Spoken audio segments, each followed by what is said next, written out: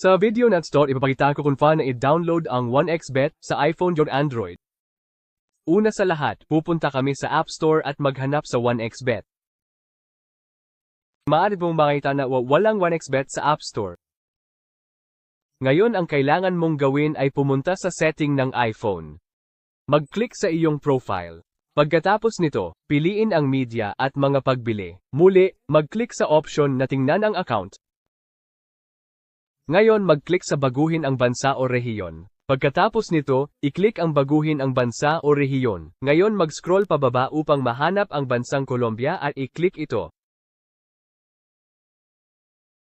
Pagkatapos ay i-click ang agree button, at dito kailangan mong punan ang mga detalye. Para sa paraan ng pagbabayad, maaari kang mag-click sa walang option. Kung walang option, nangangahulugan ito na may subscription ang iyong iCloud Apple ID. Maaari mong lutasin ang isyung ito sa pamamagitan ng pag-alis ng subscription o pagpapalit ng Apple ID o pagdaragdag ng card kung mayroon ka.